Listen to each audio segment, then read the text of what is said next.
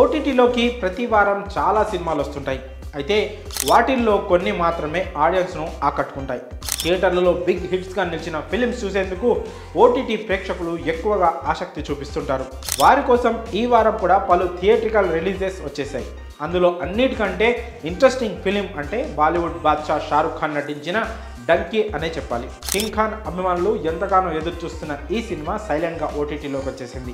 ఈ చిత్రం స్పెషాలిటీ ఏంటంటే గతేడాది రెబల్ స్టార్ ప్రభాస్ యాక్ట్ చేసిన సలార్కు పోటీగా రిలీజ్ అయింది.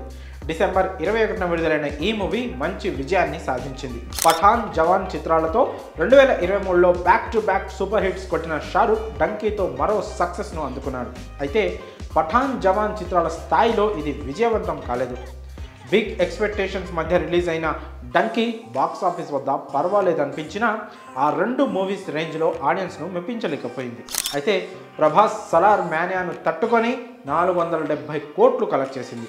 అలాంటి డంకీ తాజాగా నెట్ఫ్లిక్స్లోకి వచ్చేసింది. వాస్తవానికి ఈ ఫిలిం జనవరిలోనే ఓటీటీలోకి రావాల్సి ఉంది. అయితే కొన్ని అనివార్య కారణాల వల్ల వీలు కాలేదు.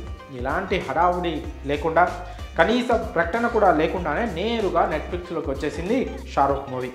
నెట్ఫ్లిక్స్లోనూ సలార్తో పోటీ పడనుంది డంకీ.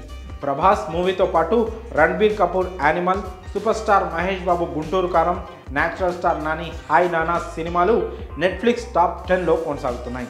ఇప్పుడు డంకీతో షారుఖ్ అక్కడ హల్చల్ చేసేందుకు చూస్తున్నారు. థియేటర్లలో నార్త్ ఇండియాలో, బయటి దేశాల్లో మంచి సక్సెస్ సాధించిన ఈ సినిమా ఓటీటీలోనూ సంచలనాలు సృష్టించేందుకు సిద్ధమైంది.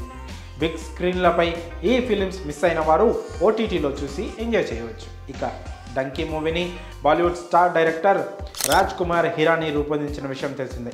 ఈ సినిమాకు హిరానీతో పాటు షారుఖ్ సతీమణి గౌరీ ఖాన్ నిర్మాతలుగా వ్యవహరించారు. ఈ ఫిలింలో కింగ్ ఖాన్ సరసన తాప్సీ హీరోయిన్గా యాక్ట్ చేసింది. మరి డీసెంట్ హిట్గా నిలిచిన డంకీని ఓటీటీలో చూసేందుకు మీరు ఆసక్తిగా ఉన్నట్లయితే కామెంట్స్లో తెలియజేయండి.